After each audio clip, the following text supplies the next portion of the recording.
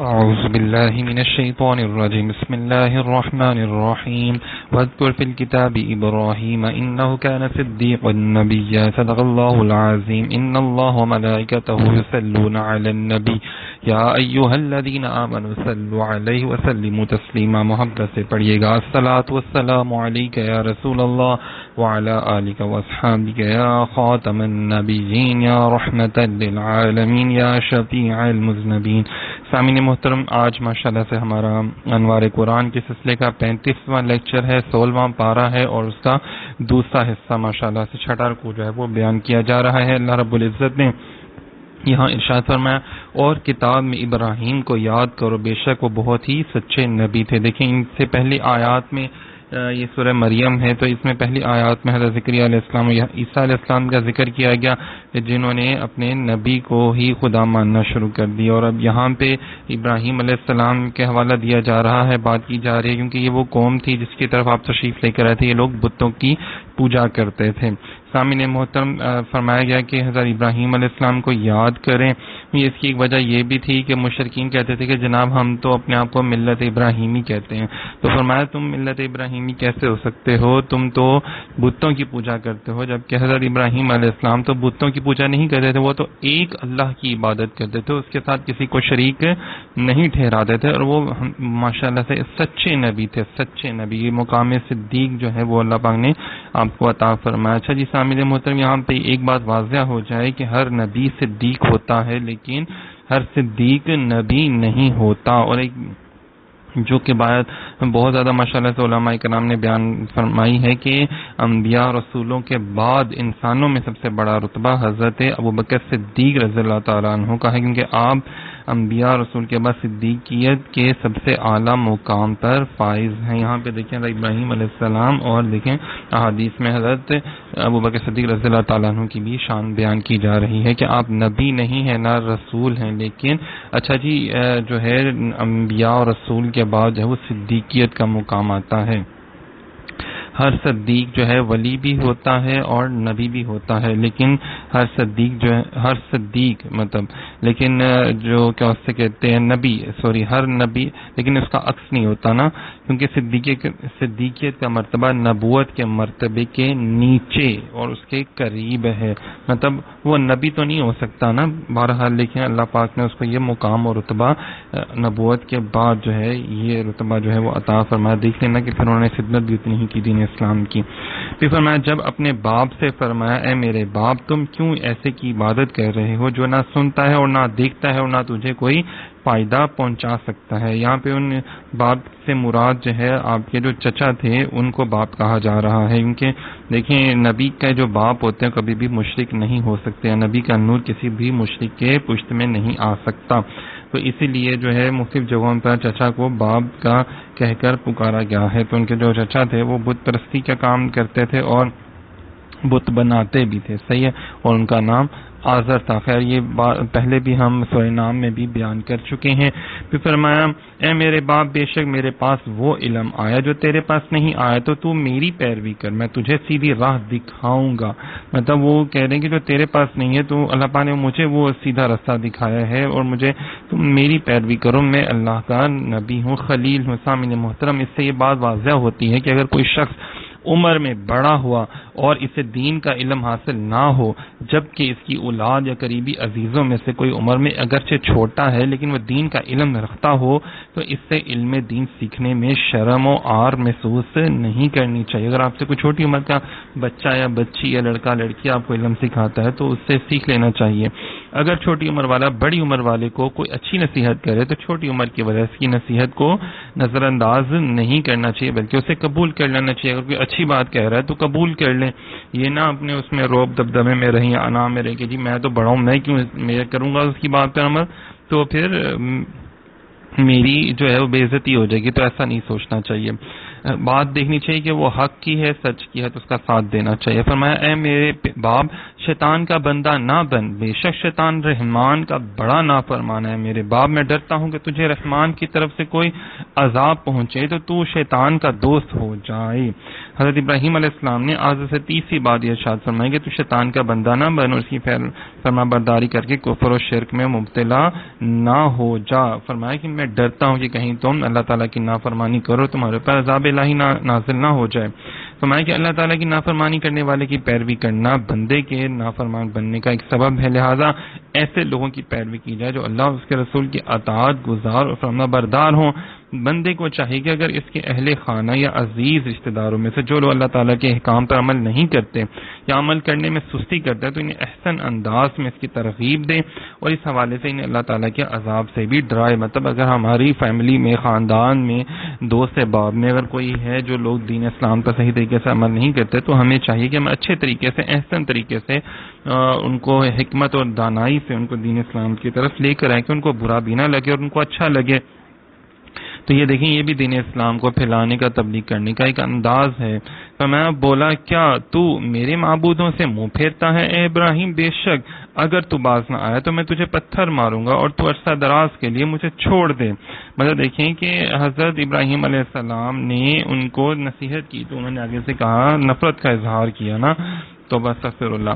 تو نیکی کی دعوت دینے اور برائی سے منع کرنے والوں کے لیے بھی اس میں درس ہے کہ اللہ تعالیٰ نے حضرت ابراہیم علیہ السلام کا نصیحت کرنے کا انداز اور ان کے جواب میں آزر کا طرز عمل اپنے حبیب صلی اللہ علیہ وسلم کے سامنے اس لیے بیان فرمایا کہ تاکہ مشرکین کی طرف سے پہنچنے والی اذیتوں پر آپ صلی اللہ علیہ وسلم کا دل مبارک جو ہے وہ ہلکا ہو اور آپ صلی اللہ علیہ وسلم جان جائیں کہ جاہلوں کا یہ مذموم طرز عمل کوئی آج کا نہیں بلکہ عرصہ دراز سے ایسے ہی لوگ تبلیغ دین کرنے والوں کے ساتھ برا سلوک کرتے چلے آئے ہیں۔ پھر فرمایا، بس تجھے سلام ہے، ان قریب میں تیرے لیے اپنے رب سے معافی مانگوں گا، بے شک وہ مجھ پر بڑا مہربان ہے۔ فرمایا تجھے دور سے ہی سلام ہے، تو ان قریب میں اپنے رب سے معافی مانگوں گا کہ وہ تجھے توبہ اور ایمان کی توفیق عطا فرمائے۔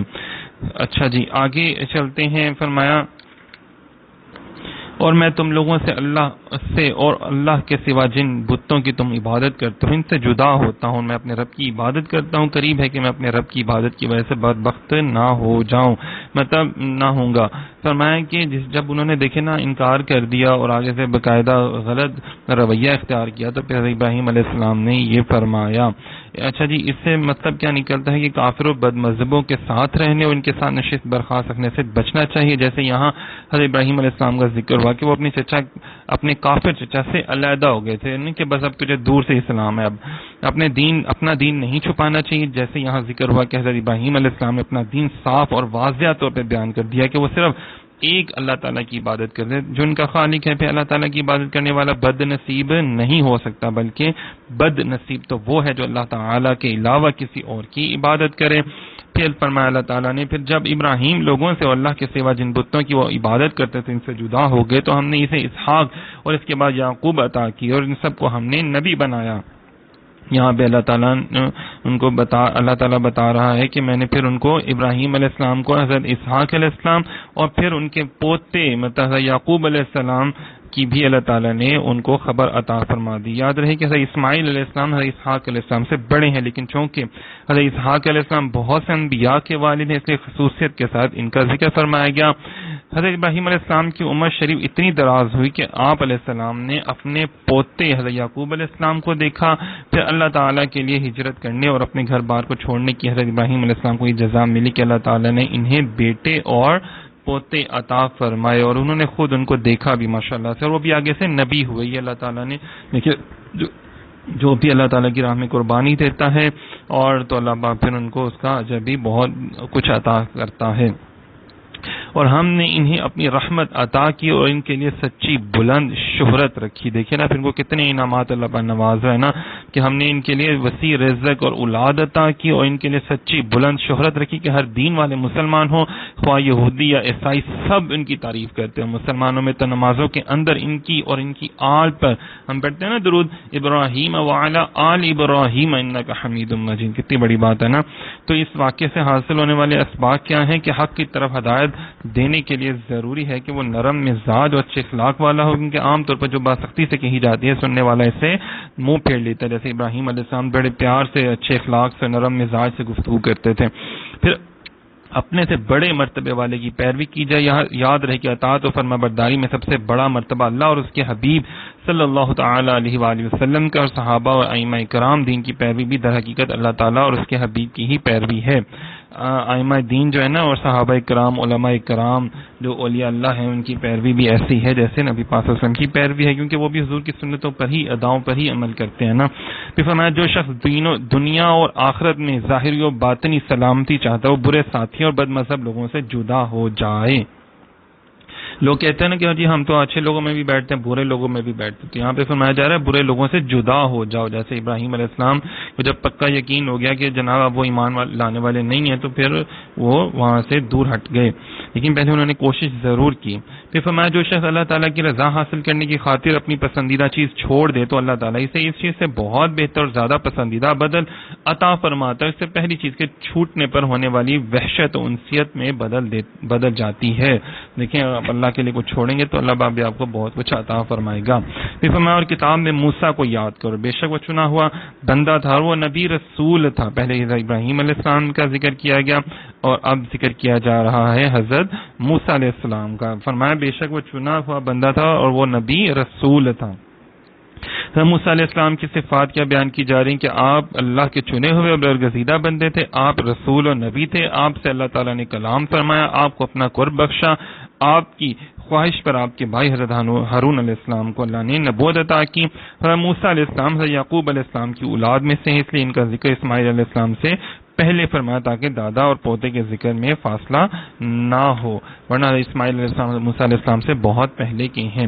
پھر فرمایا اور ہم نے اسے طور کی دائیں جانب سے پکارا اور ہم نے اسے اپنا راز کہنے کے لیے مقرب بنایا. مطلب جو پہاڑ ہے نا طور کا پہاڑ کو، تو جو مصر و مدائن کے درمیان ہے، موسیٰ علیہ السلام کو مدعی سے آتے ہوئے طور کی اس جانب سے جو حضرت موسیٰ علیہ السلام کی دائیں طرف تھا، ایک درخت سے ندا آ گئی، یا موسیٰ انی انا اللہ رب العالمین، اے موسیٰ میں ہی اللہ ہوں، تم تمام جہانوں کا پالنے والا. یہ اللہ تعالیٰ نے ایک درخت سے، وہ آج بھی وہ درخت جو ہے وہ وہاں پر موجود ہے، لوگ اس کی زیارت کرتے ہیں.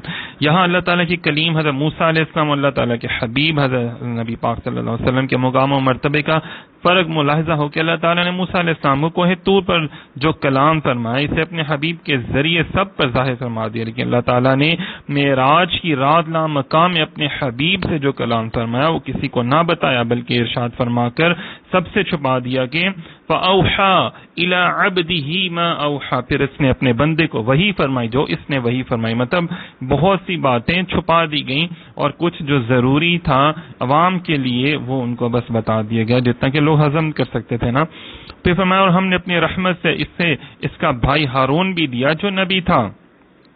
مطلب یعنی جب حضرت موسیٰ علیہ السلام نے اللہ تعالیٰ سے دعا کی میرے گھر والوں میں سے میرے بھائی ہارون کو میرا وزیر بنا، تو اللہ تعالیٰ نے ان کی یہ دعا قبول فرمائی اور اللہ تعالیٰ نے ان کو نبوت عطا فرمائی. سامعین محترم، نبوت کسبی نہیں ہوتی، یعنی اپنی کوشش سے کسی کو نبوت نہیں مل سکتی، بلکہ اللہ تعالیٰ کے فضل اور اس کی رحمت سے جسے اللہ تعالیٰ چاہے صرف اسے مل سکتی ہے. حضرت موسیٰ علیہ السلام کو اللہ تعالیٰ کی بارگاہ میں ایسا قرب، ایسا مقام حاصل تھا کہ اللہ تعالیٰ نے ان کی دعا کے صدقے سے ان کے بھائی کو نبوت عطا فرما دی. ہاں یہ یاد رہے کہ البتہ اب ختم نبوت ہو چکی تو اب کسی کو نبوت نہیں مل سکتی، اور اب آخری نبی صرف حضرت محمد مصطفیٰ صلی اللہ علیہ وآلہ وسلم ہے. پھر آگے اب ذکر کیا جا رہا ہے اور کتاب میں اسماعیل کو یاد کرو، بے شک وہ وعدے کا سچا تھا اور غیب کی خبریں دینے والا رسول تھا. اسماعیل علیہ السلام حضرت ابراہیم علیہ السلام کے فرزند ہیں. سید المرسلین صلی اللہ علیہ وآلہ وسلم آپ علیہ الصلوۃ والسلام کی اولاد سے ہیں. اس آیت میں حضرت اسماعیل علیہ السلام کے دو وصف بیان کیے گئے ہیں کہ آپ علیہ الصلوۃ والسلام وعدے کے سچے تھے. یاد رہے کہ تمام انبیاء کرام وعدے کے سچے ہوا کرتے ہیں، صحیح ہے. اور پھر اس کے بعد آپ علیہ السلام غیب کی خبریں دینے والے رسول تھے. آپ علیہ الصلوۃ والسلام کو رسول و نبی فرمایا گیا ہے. اس میں بنی اسرائیل کے ان لوگوں کی تردید کرنا مقصود تھا جو یہ سمجھتے تھے کہ نبوت صرف حضرت اسحاق علیہ السلام کے لیے ہے اور حضرت اسماعیل علیہ السلام نبی نہیں ہیں. یہاں پہ اسماعیل علیہ السلام کو نبی کہہ کر پکارا گیا اور بتایا گیا کہ یہ بھی اللہ تعالیٰ کے برگزیدہ نبی ہیں. پھر فرمایا اور وہ اپنے گھر والوں کو نماز اور زکوٰۃ کا حکم دیتا تھا اور وہ اپنے رب کے ہاں بڑا پسندیدہ بندہ تھا. دیکھیں کہ اس دور میں بھی نماز پڑھی جاتی تھی اور زکوٰۃ دی جاتی تھی. تمام انبیاء کرام نے نمازیں بھی پڑھی اور صلاۃ اور زکوٰۃ دونوں کام کیے نا، ساتھ ساتھ دونوں کاموں کا بار بار حکم آ رہا ہے. ارشاد فرمایا کہ اسماعیل علیہ السلام اپنے گھر والوں اور اپنی قوم جرہم، ان کی قوم کا نام تھا، جن کی طرف آپ مبعوث ہوئے تھے، نماز قائم کرنے، زکوٰۃ ادا کرنے کا حکم دیتے تھے. اور آپ علیہ السلام اپنی اطاعت و اعمال، صبر و استقلال اور حوال خصال کی وجہ سے اللہ تعالیٰ کی بارگاہ کے بڑے پسندیدہ بندے تھے. اہل خانہ کو نماز کی تلقین کرنے میں نبی کریم صلی اللہ علیہ وسلم کی سیرت. اچھا جی، جیسے اسماعیل علیہ السلام اور انبیاء کرام اپنی اولاد کو، اپنی امت کو تبلیغ کیا کرتے تھے، اسی طرح نبی پاک صلی اللہ علیہ وسلم بھی اپنے اہل خانہ اور سب لوگوں کو نماز کی تلقین کیا کرتے تھے. نبی پاک صلی اللہ علیہ وسلم کے اہل خانہ پر کوئی تنگی آتی تو آپ انہیں نماز پڑھنے کا حکم ارشاد فرماتے. نبی پاک صلی اللہ علیہ وسلم کے اہل خانہ کو کوئی حاجت پہنچی تو آپ اپنے اہل خانہ کو ندا فرماتے، اے اہل خانہ نماز پڑھو، نماز پڑھو.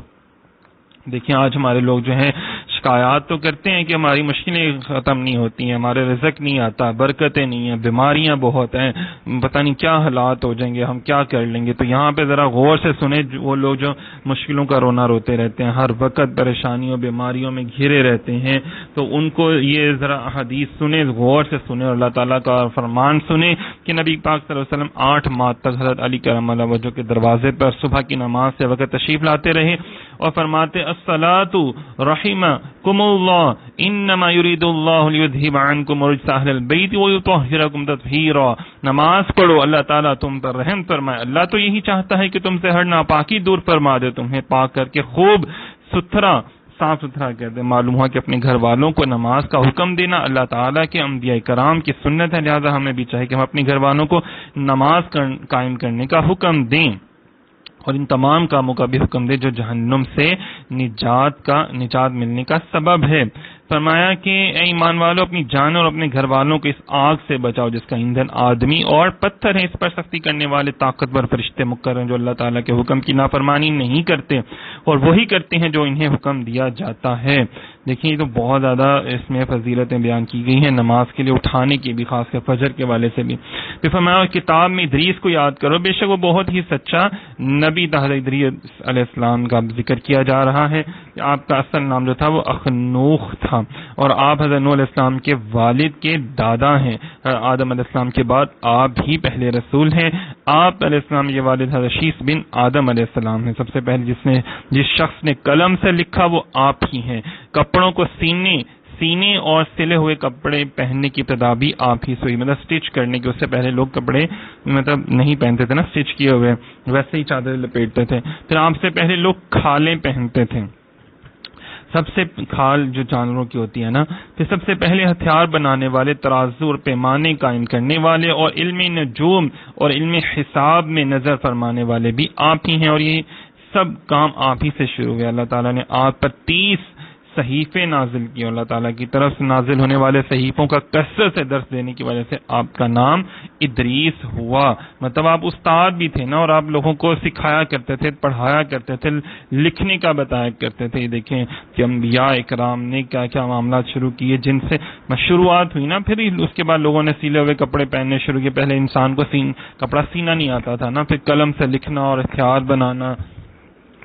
فرمایا درس قرآن اور درس علم دین کے فضائل ہے. ادریس علیہ السلام اللہ تعالیٰ کی طرف سے نازل ہونے والے صحیفوں کا کثرت سے درس دیا کرتے تھے. اس سے معلوم ہوا کہ اللہ تعالیٰ کی کتاب کا درس دینا انبیاء کرام کی سنت ہے. اس مناسبت سے یہاں قرآن مجید کا درس دینے کی فضیلت اور علم دین کا درس دینے کے 2 فضائل ملاحظہ. ابو ہریرہ رضی اللہ تعالیٰ عنہ سے روایت ہے، نبی پاک صلی اللہ علیہ وسلم نے ارشاد فرمایا جو لوگ اللہ تعالیٰ کے گھروں میں سے کسی گھر میں جمع ہوتے ہیں اور وہ قرآن مجید کی تلاوت کرتے اور ایک دوسرے کو اس کا درس دیتے ہیں تو ان پر سکون نازل ہوتا ہے، رحمت انہیں ڈھانپ لیتی ہے اور اللہ تعالیٰ ان کا ذکر فرشتوں میں فرماتا ہے. دیکھیں نا یہ جیسے میں بھی آپ کے سامنے اللہ تعالیٰ نے مجھے بھی سعادت عطا فرمائی قرآن کا درس دینے کی، اسی طرح آپ میں سے بھی اگر لوگ دیں گے تو اللہ پاک ان پر بھی کرم فرمائے گا. جس طرح مجھ پر ہوا یا جس طرح ماشاءاللہ اور بھی علماء کرام، پیران اعظام، اولیاء کرام، اہل علم، مفتیان کرام جو درس دیتے ہیں. پھر فرمایا حضور پر نور صلی اللہ علیہ وآلہ وسلم نے ارشاد فرمایا وہ عالم جو صرف فرض نماز پڑھ کر بیٹھ جاتا پھر لوگوں کو علم دین سکھاتا ہے، اس کی بزرگی اس عابد پر جو دن کو روزہ رکھتا رات کو قیام کرتا ہے ایسی ہے جیسے میری فضیلت تمہارے ادنا پر. مطلب ایک عام آدمی اور ایک نبی کی جس طرح فضیلت ہے، اسی طرح ایک عالم کی جو قرآن کا درس دیتا ہے، لوگوں کو دین سکھاتا ہے، اس آدمی سے بہت افضل ہے جو سارا دن روزہ رکھے ساری رات عبادت کرے. اللہ اکبر. پھر بھی لوگ دیکھیں نا دین سے دور بھاگتے ہیں، نہیں جی نہیں یہ تو علماء کا کام ہے بس ہم کیوں کریں. تو یہ ہم سب کے لیے ضروری ہے دین کا علم حاصل کرنا اور آگے سکھانا. بھی فرمایا رات میں ایک گھڑی علم کا پڑھنا پڑھانا پوری رات عبادت کرتے ہوئے بیدار رہنے سے افضل ہے. بہت زیادہ دیکھیں نا اس کے بارے میں بہت زیادہ بیان کیا جا رہا ماشاءاللہ سے. پھر فرمایا اچھا جی یہ بھی ہے کہ جو قرآن میں اپنی رائے سے کچھ کہے وہ اپنا ٹھکانہ آگ سے بنائے. مطلب اپنی رائے جو ہے وہ قائم نہیں کرنی چاہیے قرآن پاک میں، بلکہ جو قرآن پاک کے مطابق جو رائے دی نبی پاک صلی اللہ علیہ وسلم نے حدیث پاک فرمائی وہ بیان کرنی چاہیے. جو صحابہ کرام یا اہل علم نے اپنی طرف سے کچھ نہیں کہنا چاہیے. تو میں جو قرآن میں اپنی رائے سے کہے پھر ٹھیک بھی کہہ دے تب بھی وہ خطا کر گیا. مطلب اگر آپ صحیح بھی کہہ دیں پھر بھی آپ خطا کر گئے، کیونکہ آپ نے کسی اہل یہ نبی پاک صلی اللہ علیہ وسلم کی حدیث پاک ہے، یہ ترمذی شریف کی بیان کر رہا ہوں میں آپ کو. صحیح ہے جو لوگ آج کل قرآن پاک کی آیت خود ہی پڑھتے ہیں اور خود ہی اس کا مطلب بنا لیتے ہیں اور وہ بیان کر دیتے ہیں تو اور وہ غلط بھی ہوتا ہے اور پھر اس کے اوپر ڈٹے بھی رہتے ہیں، تو اس کے بارے میں سخت بات بیان کی گئی ہے تو وہ پھر بھی خطا پر ہے. تو اسی لیے کہا جاتا ہے کہ خود نہیں بننا چاہیے بلکہ کسی اہل علم کی بارگاہ میں بیٹھ کر قرآن کا علم سیکھنا چاہیے. بھی فرمایا اور ہم نے اسے ایک بلند مقام پر اٹھا لیا. ادریس علیہ السلام کی بات کی جا رہی ہے. اچھا جی آگے جو ہے وہ آیت سجدہ آ رہی ہے، جب آپ اس کو سنیں تو آپ بھی سجدہ کیجیے گا. اذا تتلی علیہم آیات الرحمن خروا سجدا وبکیا. صحیح ہے، جب آپ نے سن لی ہے سماعت کر لیا اب آپ نے سجدہ کرنا ہے. کا ترجمہ ہے کہ یہ وہ انبیاء ہیں جن پر اللہ نے احسان کیا جو آدم کی اولاد میں سے ہیں اور ان لوگوں میں سے ہیں جنہیں ہم نے نوح علیہ السلام کے ساتھ سوار کیا تھا، اور ابراہیم اور یعقوب کی اولاد میں سے ہیں ان لوگوں میں سے جنہیں ہم نے ہدایت دی اور چن لیا. جب ان کے سامنے رحمان کی آیات کی تلاوت کی جاتی ہے تو یہ سجدہ کرتے ہوئے اور روتے ہوئے گر پڑتے ہیں. یہ دیکھیں اللہ والوں کی باتیں بیان کی جا رہی ہے کہ جو جب ان کے سامنے قرآن پاک پڑھا جاتا ہے تو یہ سجدے کرتے ہیں اور روتے ہوئے اللہ تعالیٰ کی سجدہ اللہ پاک کی بارگاہ میں سجدہ ریز ہو جاتے ہیں. نبی پاک صلی اللہ علیہ وسلم نے ارشاد فرمایا یہ قرآن غم کے ساتھ نازل ہوا تھا، جب تم اسے پڑھو تو رو اور اگر رو نہ سکو تو رونے کی شکل بنا لو. ابن ماجہ میں بیان کیا گیا ہے. پھر فرمایا کہ سجدہ تو کر لیا مگر آنسو نہ نکلے. اللہ اکبر. فرمایا کہ جب سجدہ کرو تو آنسو ضرور نکلنے چاہیے. اللہ اکبر. ہمیں اپنی اس وقت ایسے کر لیا کرے نا کہ اپنی غلطیوں ناکامیوں کوتاہیوں کو یاد کر لیا کرے تو پھر عاجزی آئے گی اور پھر گناہ سے خوف آئے گا تو پھر آنکھوں سے آنسو نکلیں گے. وہ ایک قطرہ بھی آپ کے تمام گناہوں کو دھو دے گا انشاءاللہ العزیز. فرمایا اللہ تعالیٰ کے کلام کی تلاوت کرنا اور تلاوت کرا کر سننا دونوں ہی پسندیدہ طریقے ہیں. اللہ تعالیٰ کے کلام کی تلاوت خشوع و خضوع کے ساتھ کرنا اللہ تعالیٰ کی بارگاہ میں پسندیدہ ہے. اللہ تعالیٰ کے کلام کو پڑھ یا سن کر عذاب کے خوف یا دل کے ذوق کی وجہ سے گریہ زاری کرنا مت آنکھوں میں آنسو آ جائے رونا اللہ تعالیٰ کو پسند ہے اور انبیاء کرام کی سنت ہے. فرمایا تو ان کے بعد وہ نالائق لوگ جو ان کی جگہ آئے جنہوں نے نمازوں کو ضائع کیا اور اپنی خواہشوں کو کی پیروی کی تو ان قریب وہ جہنم کی خوفناک وادی غی سے جا ملیں گے. غی مطلب جنہوں نے نمازیں چھوڑ دی، مطلب جو لوگ ظہر کی نماز عصر میں عصر کی مغرب میں پڑھ لیتے ہیں چھوڑ دیتے ہیں نا، یہ قضا کہتے ہیں بعد میں پڑھ لیں گے. جنہوں نے نمازوں کو ضائع کیا اور اپنی خواہشوں کی پیروی کی، اسلام کو چھوڑا انہوں نے نا، تو اس طرح پھر ان لوگوں کے اوپر پھر عذاب بھی نازل ہوا نا پھر بہت زیادہ. نماز ضائع کرنے کی صورتیں اور وعیدیں. فرمایا کہ نمازیں ضائع کرنا گناہوں کی جڑ ہے. نمازیں ضائع کرنے کی کئی صورتیں جیسے نماز نہ پڑھنا، بے وقت پڑھنا، ہمیشہ نہ پڑھنا، ریاکاری سے پڑھنا، نیت کے بغیر نماز شروع کر دینا. تو حضرت نبی پاک صلی اللہ علیہ وسلم نے فرمایا جس کی نماز فوت ہو گئی گویا اس کے اہل و مال جاتے رہے. مطلب نماز آپ کی رہ جاتی ہے نا جان بوجھ کے تو پھر کیا ہوتا ہے آپ کی گھروں میں بیماریاں آتی ہیں، بے برکتیاں آتی ہیں، مال ختم ہو جاتے ہیں. صحیح ہے نا. قصدن نماز ترک نہ کرو، حکم ہے کرو، کیونکہ جو قصدن نماز ترک کر دیتا ہے اللہ اور رسول اس سے بری الذمہ ہیں۔ اللہ رسول کا بری ذمہ کیا ہے کہ بھائی ہماری کوئی ذمہ داری نہیں ہے، اب تم جانو، تمہارا کام جانے، پھر اس کے اوپر عذاب نازل ہوتا ہے پھر، صحیح ہے نا؟ تو یہ ساری چیزیں بھی ہمیں غور کرنا ہے۔ جہنم کی وادی کا ذکر کیا گیا ہے اس میں، یہ اللہ اکبر، یہ اللہ پاک ہمیں ان چیزوں سے بچائے اور اپنی اطاعت کرنے کی، اپنے محبوب کی اطاعت و غلامی کرنے کی، سنتوں کو ادا کرنے کی توفیق عطا فرمائے۔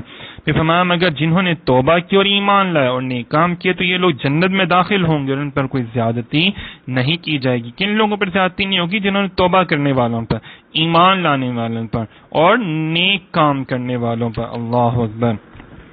ہمیشہ رہنے کی ان باغوں میں داخل ہوں گے۔ جنات عدن، جنت عدن کا ذکر کیا گیا ہے، جن کا وعدہ رحمان نے اپنے بندوں سے ان کے دیکھے بغیر فرمایا، بے شک اس کا وعدہ آنے والا ہے، وہ ان باغات میں کوئی بیکار بات نہ سنیں گے مگر سلام، اور ان کے لیے اس میں صبح و شام ان کا رزق ہے۔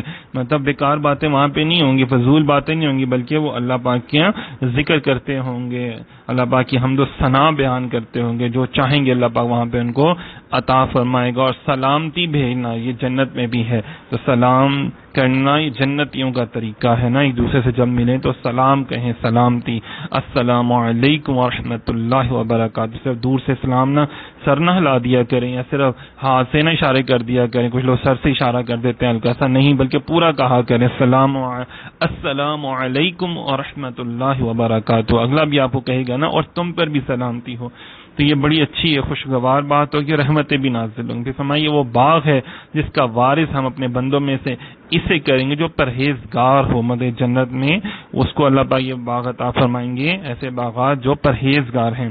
اور فرمایا ہم فرشتے صرف آپ کے رب کے حکم سے ہی اترتے ہیں، سب اسی کا ہے جو ہمارے آگے ہے اور جو کچھ ہمارے پیچھے جو اس کے درمیان میں، اور آپ کا رب بھولنے والا نہیں ہے۔ اس آیت کا شان نزول کیا ہے کہ نبی پاک صلی اللہ علیہ وسلم نے حضرت جبرائیل سے فرمایا، جبرائیل تم جتنا ہمارے پاس آتے ہو اس سے زیادہ کیوں نہیں آتے؟ تو اس پہ انہوں نے فرمایا تھا، یا رسول اللہ صلی اللہ علیہ وسلم، ہم فرشتے سے آپ کے رب کے حکم سے ہی اترتے ہیں اور تمام جگہوں کا وہی مالک ہے، مطلب اللہ تعالیٰ حکم دیتا ہے تو ہم جاتے ہیں، ورنہ تو ہم خود سے نہیں کہیں آ جا سکتے، اور اللہ تعالیٰ تو ہر بھول سے پاک ہے۔ پھر فرمایا آسمان اور زمین اور جو کچھ ان کے درمیان میں ہے سب کا رب وہی ہے، تو اسی کی عبادت کرو، اسی کی عبادت پر ڈٹ جاؤ۔ کیا تم اللہ تعالیٰ کا کوئی ہم نام جانتے ہو؟ مطلب کیا تم، اللہ پاک فرماتا نہیں کہ اس کی عبادت پر ڈٹ جاؤ، اور کیا تم اللہ تعالیٰ کا کوئی ہم نام جانتے ہو؟ تو کوئی بھی اللہ تعالیٰ کا ہم نام نہیں ہے، صرف اللہ ہی ہے جو سب کچھ عطا کرنے والا ہے۔ اللہ تعالیٰ کی شان بیان کی جا رہی ہے نا۔ اور آدمی کہتا ہے کیا جب میں مر جاؤں گا تو ان قریب مجھے زندہ کر کے ضرور نکالا جائے گا؟ بالکل ضرور نکالا جائے گا اس کو۔ کیا آدمی کو یاد نہیں کہ ہم نے اس سے پہلے اسے پیدا کیا حالانکہ وہ کوئی شے نہ تھا؟ اللہ تعالیٰ فرماتا ہے کہ آدمی کو کیا ہو گیا، انسان کو کیوں منکر ہو رہا ہے کہ اللہ تعالیٰ مرنے کے بعد زندہ نہیں کر سکتا؟ وہ زندہ کر سکتا ہے۔ کیا وہ بھول گیا کہ پہلی دفعہ جب وہ کوئی شے نہ تھا تو اللہ پاک نے تب بھی تو اس کو بنایا ہی نا، تو دوبارہ اس کو بنانے میں اللہ تعالیٰ کو کوئی مشکل نہیں ہے، پہلی دفعہ بھی تو اللہ پاک نے اس کو بنایا نا۔ تو یہ مختلف کافر یا مشرکین جو تھے اس طرح کے سوالات کرتے تھے نا، تو تیرے رب کی قسم اے محبوب، آپ کے رب کی قسم، ہم انہیں اور شیطانوں کو جمع کر لیں گے، پھر انہیں دوزخ کے آس پاس اس حال میں حاضر کریں گے کہ گھٹنوں کے بل گرے ہوئے ہوں گے۔ محبوب آپ کے رب کی قسم، ہم مرنے کے بعد دوبارہ زندہ کیے جانے کا انکار کرنے والے کافروں کو قیامت کے دن زندہ کر کے انہیں گمراہ کرنے والے شیطانوں کے ساتھ اس طرح جمع کر لیں گے کہ ہر کافر شیطان کے ساتھ ایک زنجیر میں جکڑا ہوا۔ اللہ اکبر، جو کہتے ہیں نا، تو یہ دیکھیں پھر ان کا حال بھی شیطانوں کے ساتھ ہی ہونے ہیں، تو بس استغفر اللہ۔ تو ضروری ہے آپ نے شیطانوں کا ساتھ بننا ہے، اللہ والوں کے پاس بیٹھا کریں نا، ان سے سیکھا کریں، تو اللہ پاک ہمیں اللہ والوں کی بارگاہ میں، نیک تقوی والوں کی بارگاہ میں بیٹھنے کی توفیق عطا فرمائے، تاکہ قیامت والے دن ہم ان کے ساتھ اٹھائے جائیں۔ اگر آپ لوگ شیاطین کے ساتھ چلیں گے تو پھر شیطانوں کے ساتھ اٹھایا جائیں گے، اور وہ تو جکڑے ہوئے ہوں گے اور ان کے اوپر آگ کے گرز پڑ رہے ہوں گے، وہ جہنم میں ہوں گے۔ اللہ اکبر۔ پھر ہم ہر گروہ سے اسے نکالیں گے جو ان میں رحمان پر سب سے زیادہ بے باک ہوگا، پھر ہم انہیں خوب جانتے ہیں جو آگ میں جلنے کے زیادہ لائق ہیں۔ اللہ پاک کہتے ہیں میں تو سب کو جانتا ہوں جنہوں نے بے ادبی کی، گستاخیاں کی ہیں، جو گستاخ رسول بھی ہیں نا، ان کو بھی سوچنا چاہیے ذرا اس بات کے اوپر۔ فرمایا کہ کفار مختلف قسم کے ہیں کہ بعض ان میں سے وہ جو خود بھی گمراہ ہوئے اور دوسروں کو بھی گمراہ کیا، اور بعض وہ ہیں جو کسی کی پیروی کر کے گمراہ ہوئے، تو ان میں ہر قسم کے کافر کو اس قسم کا عذاب ہوگا جس کا وہ مستحق ہے، جیسے گمراہ گر کافروں کو پیروی کرنے والے کفار کے مقابلے میں دگنا عذاب ہوگا. مطلب جنہوں نے کفر کیا اللہ کی راہ سے روکا، ہم ان کے فساد کے بدلے میں عذاب پر عذاب کا اضافہ کر دیں گے. مطلب ایک بندہ تھا جو لوگوں کو کفر کی طرف بلاتا تھا، تو اللہ پاک فرماتا ہے اس کو ڈبل عذاب ہوگا اس کے اوپر، پھر اس کو عذاب ہوگا، کیونکہ وہ لوگوں کو اس کی طرف، خود تو کافر تھا ہی، لوگوں کو بھی اس کی طرف آمادہ کرتا ہے. جیسے آج بھی کچھ لوگ ہیں جو کفریہ اور عقائد رکھتے ہیں، گندے اور برے گستاخانہ عقائد رکھتے خود تو ہیں، یا کسی نہ کسی کے کہنے میں یا پیسوں کے لالچ میں رکھتے ہیں، لیکن لوگوں کو بھی اس پر اکساتے ہیں. جیسے آج بھی لوگوں کو اللہ اور اس سے رسول سے بغاوت کرنا سکھا رہے ہوتے ہیں، ترغیب دے رہے ہوتے ہیں، جو اللہ تعالیٰ کے احکامات کی دھجیاں اڑا رہے ہوتے ہیں، توبہ نعوذ باللہ مذاق اڑا رہے ہوتے ہیں معاذ اللہ. تو یہ دیکھیں ان کے اوپر زیادہ سخت عذاب ہوگا. پھر فرمایا تم میں سے ہر ایک دوزخ پر سے گزرنے والا ہے، تمہارے رب کی ذمے پر حتمی فیصلہ کی ہوئی بات ہے. مطلب اس آیت میں کافروں سے خطاب ہے، اس میں خطاب تمام لوگوں سے بھی ہے اور کافروں سے بھی خاص کر ہے. پل صراط کا ذکر کیا جا رہا ہے، پل صراط کے اوپر جو ہے وہ گزارا جائے گا نا، سب کو گزارا جائے گا. اللہ اکبر اللہ اکبر. صحیح ہے نا. نبی پاک صلی اللہ علیہ وسلم کی اس میں بہت زیادہ احادیث بھی ماشاءاللہ سے بیان کی جا رہی ہیں. پل صراط کا خوفناک منظر بھی بہت زیادہ احادیث پر جو ہے وہ بیان کیا گیا ہے کہ بہت ہی مطلب اتنی کہتے ہیں کہ بہت زیادہ تلوار سے زیادہ تیز اور بال سے زیادہ باریک ہے پل صراط، جو جہنم کے اوپر بنایا ہوا ہے. تو اس پر جو ہے صرف اللہ کے نیک بندے ہی تیزی سے جا سکیں گے، اور کچھ بجلی کی طرح، کچھ ہوا کی طرح، اور کچھ جب چلیں گے جو زیادہ گنہگار ہوں گے تو ان کے تو پاؤں چھلی ہو جائیں گے. اعلیٰ حضرت فرماتے ہیں یا الہی جب چلوں تاریک راہ پل صراط آفتاب ہاشمی نور الہدا کا ساتھ ہو. یا الہی جب سرے شمشیر پر چلنا پڑے ربی سلم کہنے والے غم زدہ کا ساتھ ہو. کیسی بات ہے نا، نبی پاک صلی اللہ علیہ وسلم کا ساتھ ہو. پھر ہم ڈرنے والوں کو بچا لیں گے اور ظالموں کو اس میں گھٹنوں کے بل گھرے ہوئے چھوڑ دیں گے. مطلب جو اللہ تعالیٰ کی عبادت کرنے والے ہیں، اہل تقوی ہیں، اللہ پاک ان کو بچا لے گا، اور جو ظالم ہیں وہ نیچے گر جائیں گے.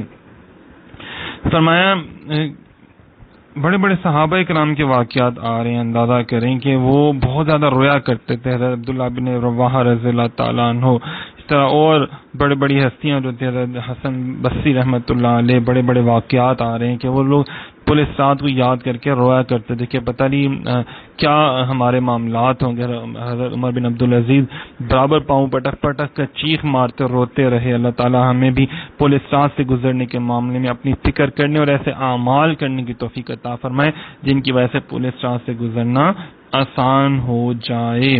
تو بزرگوں نے جو طریقے بتائے ہیں وہ ہے درود شریف پڑھنا، جو آپ کو پولیس رات سے آسانی سے پار کرا دے گا.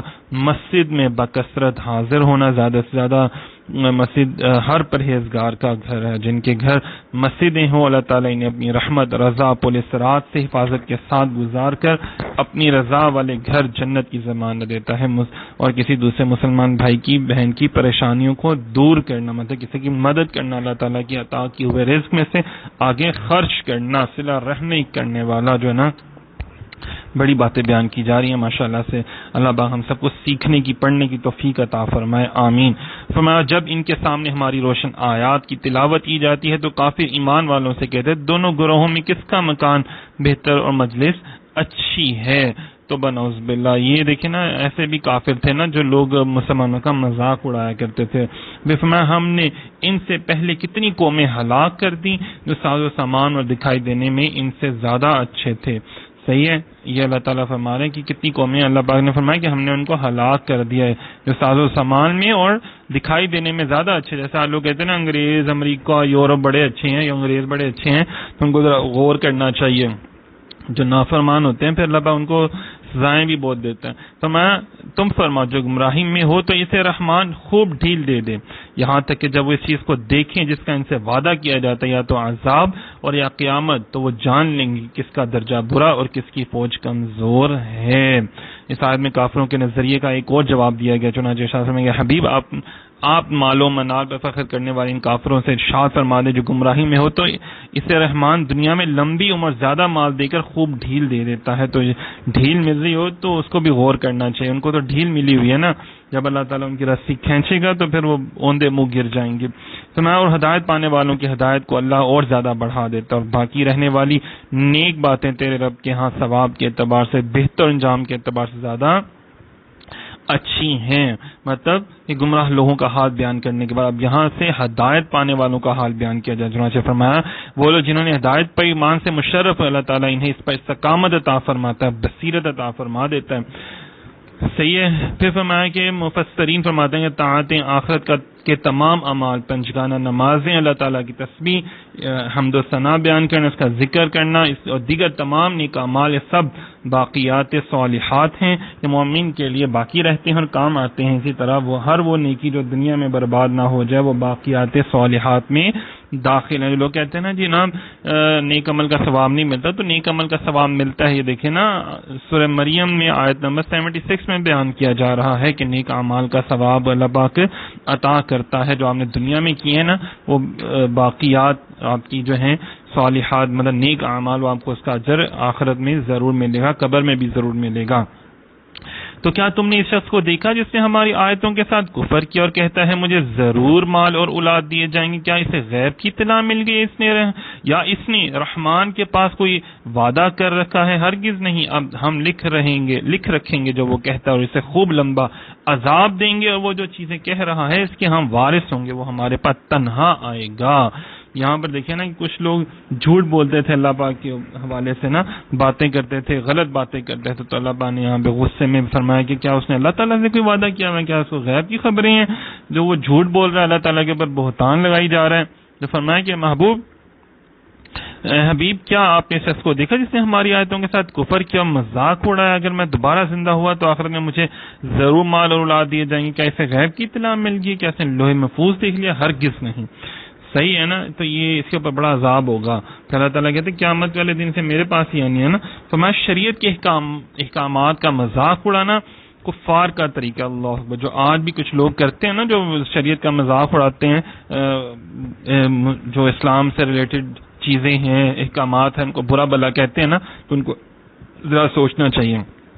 اس سے وہ لوگ اپنے طرز عمل پر غور کر لیں جو حد و قصاص اور نکاح و طلاق وغیرہ سے متعلق شریعت احکام کا مذاق اڑاتے ہیں اور انسانیت سوز احکام ثابت کرنے کی کوشش کرتے ہیں۔ مرنے کے بعد اور قیامت کے دن کفار کا مال و اولاد انہیں کچھ کام نہ آئے گا۔ یاد رہے کہ مومن کا مال اور اس کی اولاد کے ساتھ ایسا معاملہ نہ ہوگا، وہ کام آئے گا، مومن کی نیک اولاد بھی اس کا کام آئے گی، اور راہ خدا میں جو خرچ کیا وہ کام آئے گا، مال یعنی کہ، لیکن کافر کا نہیں کام آئے گا۔ صحیح ہے نا؟ جو لوگ یہ عقیدہ رکھتے ہیں کہ نہیں کام آئے گا، اس کا مطلب ہے کفار کا عقیدہ رکھتے ہیں۔ یہاں پہ دیکھیں نا بیان کیا جا رہا ہے، اور انہوں نے اللہ کے سوا کئی اور معبود بنا لیے تاکہ وہ ان کے لیے سفارشی بن جائیں۔ مطلب دیکھیں اللہ پاک کہہ رہے ہیں کہ انہوں نے اور بڑے معبود بنا لیے اللہ تعالیٰ کے سوا، جو ہے نا، تو یہ انتہائی غلط کام انہوں نے کیا۔ اور ہرگز نہیں، ان قریب وہ جھوٹے معبود ان کی عبادت کا انکار کر دیں گے، ان کے مخالف ہو جائیں گے۔ اللہ تعالیٰ فرماتا ہے کہ جن کی عبادت کرتے ہیں وہی ان کے مخالف ہو جائیں گے، کیونکہ وہ خود تو پتھر کے بنے ہوئے نا، جھوٹے معبود ہیں نا۔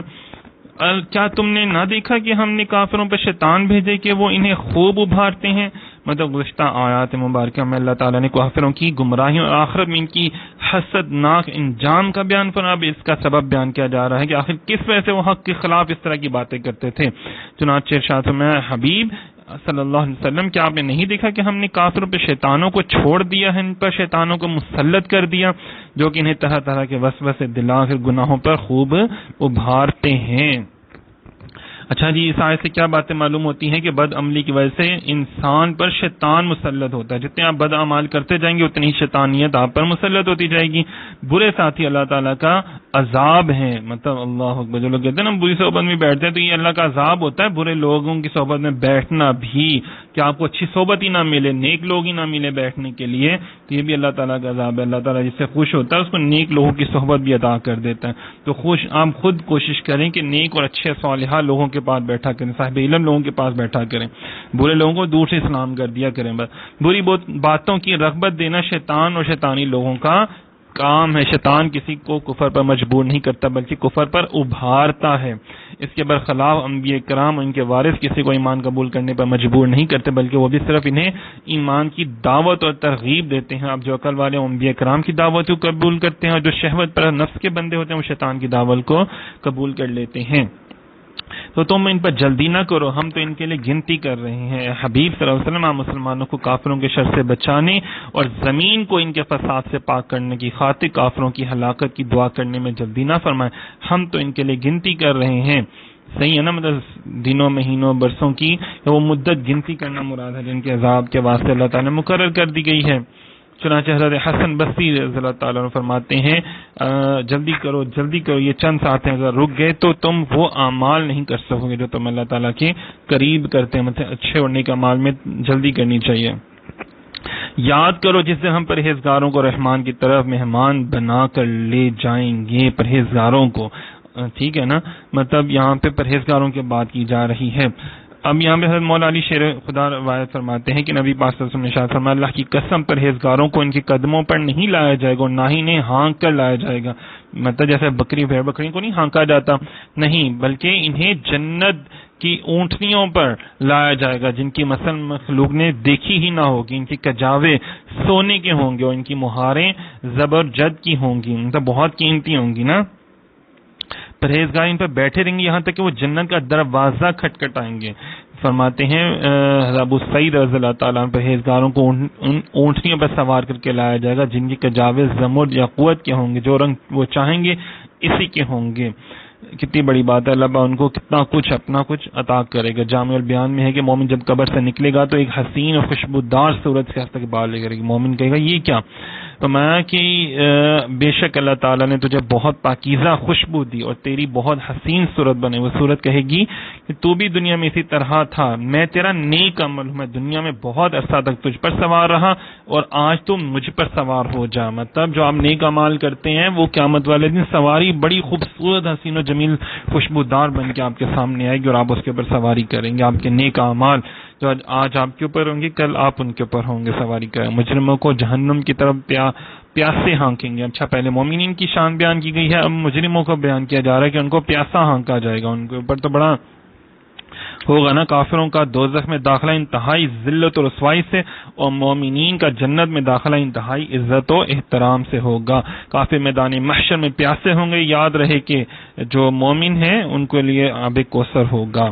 صحیح ہے جی۔ لوگ شفاعت کے مالک نہیں مگر وہی جس نے رحمان کے پاس عہد دے رکھا ہے، مطلب کوئی دوسرے کی شفاعت نہیں کر سکتا۔ ہاں اللہ تعالیٰ جس کو چاہتا ہے نا، تو جیسے نبی پاک صلی اللہ علیہ وسلم نے ارشاد فرمایا، اللہ تعالیٰ نے اپنے بندوں پر 5 نمازیں فرض فرمائی، جس نے انہیں ادا کیا اور ہلکا سمجھ کے ان میں سے کچھ ضائع نہ کیا تو اس کا اللہ تعالیٰ کے پاس عہد ہے کہ وہ اسے جنت میں داخل فرمائے، جس نے انہیں ادا نہ کیا تو اس کے لیے اللہ تعالیٰ کے پاس کوئی عہد نہیں، چاہے وہ اسے عذاب دے یا اسے جنت میں داخل کر دیں۔ تو میں کافروں نے کہا رحمان نے اولاد اختیار کی ہے، بے شک تم انتہائی ناپسندیدہ بات لائے ہو۔ تو بناؤز باللہ معاذ اللہ، کافروں نے اللہ تعالیٰ کے بارے میں کہا کہ رحمان نے اولاد اختیار کی، حالانکہ اللہ تعالیٰ کی تو کوئی اولاد ہی نہیں۔ تو وہ حضرت عزیر علیہ السلام کو اللہ تعالیٰ کا بیٹا کہنے والے یہودی، حضرت عیسیٰ علیہ السلام کو اللہ تعالیٰ کا بیٹا کہنے والے عیسائی، اور فرشتوں کو اللہ تعالیٰ کی بیٹیاں کہنے والے مشرکین عرب سبھی داخل ہیں اس میں۔ صحیح ہے نا جی۔ قریب ہے کہ اس سے آسمان پھٹ پڑے اور زمین بھی پھٹ جائے اور پہاڑ ٹوٹ کر گر پڑے کہ انہوں نے رحمان کے لیے اولاد کا دعویٰ کیا، حالانکہ رحمان کے لائق نہیں کہ اولاد اختیار کرے۔ اللہ اکبر، کہ اللہ تعالیٰ یہاں پہ دیکھیں نا غصے میں بات کی جا رہی کہ اللہ تعالیٰ غضب فرمائے تو وہ تمام جہان کا نظام درہم درہم کر دے۔ بے ادبی گستاخی کے کلمات جو اللہ تعالیٰ کے لیے یہ کرتے ہیں۔ صحیح ہے نا جی۔ فرمایا گیا ہے حالانکہ رحمان کے لائق سے، آیت میں اللہ تعالیٰ نے اپنی اولاد سے پاک ہونا بیان کرتے ہوئے فرمایا رحمان کے لائق نہیں کہ اولاد اختیار کرے، کیونکہ اس کے لیے اولاد ہونا ممکن نہیں ہے، محال ہے، کیونکہ بیٹا باپ کا جو اس کی شبیہ و نظیر اس کا مددگار ہوتا ہے، جبکہ اللہ تعالیٰ اس سے پاک ہے کہ کوئی اس کا جز ہو یا اس کی مثل بنے یا کوئی اس کا مددگار بنے۔ اللہ تعالیٰ کا کوئی مددگار نہیں ہے۔ اللہ تعالیٰ آسمانوں اور زمین میں جتنے ہیں سب رحمان کے حضور بندے ہو کر حاضر ہوں گے۔ جتنے بھی لوگ ہیں، جتنی بھی کائنات میں مخلوقات ہیں، سب اللہ کے بندے ہیں اور اسی کی بارگاہ میں حاضر ہوں گے۔ بے شک اس نے انہیں گھیر رکھا ہے اور ان کو ایک ایک کر کے خوب گن رکھا ہے، ان میں ہر ایک روز قیامت اس کے حضور تنہا آئے گا، یعنی اللہ کے علم و قدرت نے سب کو گھیر رکھا ہے، ہر ذی روح کو اس کے سانسوں کی، دنوں کی، تمام احوال کے جملہ معاملات کی تعداد اللہ کے شمار میں ہے، اس پہ کچھ مخفی نہیں۔ مطلب اللہ تعالیٰ ہماری ایک ایک بات کو جانتا ہے، ہر چیز، اور ہم ہر شخص جو ہے وہ اللہ تعالیٰ کے حضور جو ہے وہ اکیلا حاضر ہوگا۔ اور اپنے اعمال کا جواب دہ ہوگا۔ بے شک وہ جو ایمان لائے اور نیک اعمال کیے، ان قریب رحمان ان کے لیے محبت پیدا کر دے گا۔ صحیح ہے، محبوبیت کی دلیل اور ولی کی علامت نبی پاک صلی اللہ علیہ وسلم نے ارشاد فرمایا، جب اللہ تعالیٰ کسی بندے سے محبت کرتا ہے تو جبرائیل کو ندا کی جاتی ہے کہ اللہ تعالیٰ فلاں بندے سے محبت رکھتا ہے، لہذا تم بھی اس سے محبت کرو۔ جبرائیل اس سے محبت کرتے ہیں، پھر جبرائیل آسمانی مخلوق میں ندا کرتے ہیں کہ اللہ تعالیٰ فلاں بندے سے محبت فرماتا ہے، تم بھی اس سے محبت کرو۔ چنانچہ آسمان والے بھی اس سے محبت کرنے لگتے ہیں، پھر زمین والوں میں اس کی مقبولیت رکھ دی جاتی ہے۔ اس سے معلوم ہوا کہ مومنین، صالحین، اولیاء کاملین کی مقبولیت عامہ ان کی محبوبیت کی دلیل ہے، جیسے کہ نبی پاک صلی اللہ علیہ وسلم کے پیارے ولی امت کے جو ہیں حضرت حضور غوث اعظم سرکار، خواجہ غریب نواز سرکار رحمۃ اللہ علیہ، حضور سخی داتا گنج بخش فیض عالم علامہ محمد اقبال رحمۃ اللہ علیہ، دیگر معروف اولیاء کرام کی عام مقبولیت ان کی محبوبیت کی دلیل ہے۔ یہ رحمان ان سے محبت کرتا ہے نا، اللہ تعالیٰ کی ذات ان سے محبت کر دی ہے۔ دیکھیں نا، آج اولیاء اللہ اپنی مزارات میں سو رہے ہیں اور لوگ ان کی طرف کھینچے چلے جا رہے ہیں، حالانکہ انہیں کسی نے دیکھا بھی نہیں۔ کیوں کہ اللہ تعالیٰ ان سے محبت جو کرتا ہے، اسی لیے لوگوں کے دلوں میں ان کی محبت ڈال دی ہے، اور جن سے اور محبت والے ہی محبت والے کے پاس جاتے ہیں، پھر اللہ جن سے محبت کرتا ہے ان کو بھی اپنے ان کے دلوں میں بھی اپنے محبوبین کی محبت ڈال دیتا ہے۔ تو بس دیکھ لیں، جو آج اولیاء اللہ سے محبت نہیں کرتے نا، تو کیوں کہ اللہ ان سے محبت نہیں کرتا۔ اگر اللہ ان سے محبت کرے تو وہ بھی داتا حضور سے محبت کریں، وہ بھی اولیاء اللہ سے محبت کریں۔ قرآن پاک کی آیات ہیں، دیکھیں کھول کھول کے بیان کی ہے ہر چیز۔ جو اولیاء اکرام کو، محبوبین کو نہیں مانتے تو وہ یہ غور کریں ان آیات پر ذرا۔ تو ہم نے یہ قرآن تمہاری زبان میں ہی آسان فرما دیا تاکہ تم اس کے ذریعے متقیوں کو خوشخبری دو اور جھگڑالو لوگوں کو اس کے ذریعے ڈر سناؤ۔ ہم نے ان سے پہلے کتنی قومیں ہلاک کر دیں، کیا اب تم ان میں سے کسی کو پاتے ہو یا ان کی معمولی سی آواز بھی سنتے ہو؟ سامعین محترم، سورہ مریم کی اس آیت کے بارے میں بیان کیا جا رہا ہے کہ بنیادی طور پر اللہ تعالیٰ نے اپنے حبیب صلی اللہ علیہ وسلم کے لیے قرآن مجید آسان فرما دیا، اور یہ آسان فرمانا اسے اعتبار سے ہے کہ اسے آپ صلی اللہ علیہ وسلم کی زبان عربی میں نازل کیا گیا، جس کی وجہ سے فہم قرآن آسان ہو گیا۔ اس آیت میں عذاب الہی سے ڈرنے والوں کو خوشخبری دینے اور جھگڑالو قوم کو ڈرانے کے ذریعے تبلیغ کرنے کا فرمایا گیا۔ اس سے معلوم ہوا کہ متقی لوگوں کو اللہ تعالیٰ کے فضل، رحمت، رضا اور جنت کی بشارت سنا کر، اور جھگڑالو قوم کو اللہ تعالیٰ کی گرفت اور اس کے عذاب کا ڈر سنا کر تبلیغ کرنے سے زیادہ فائدہ ہوتا ہے۔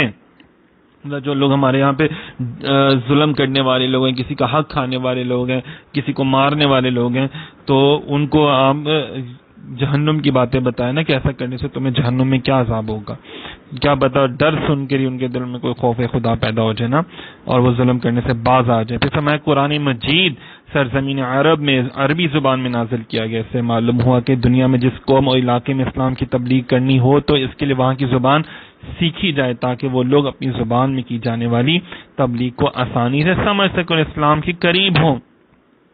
مطلب کوئی عربی، اردو، انگلش، فارسی جو بھی زبان سیکھتا ہے تو کوشش ہمیں بھی کرنی چاہیے کہ اگر پنجابی وہ سمجھنے والا ہے تو یہی بات ہے، اس کو پنجابی اس کی زبان میں آسان کر کے اس کو بیان کرے تو اس کو زیادہ جلدی سے سمجھ میں آ جائے گا۔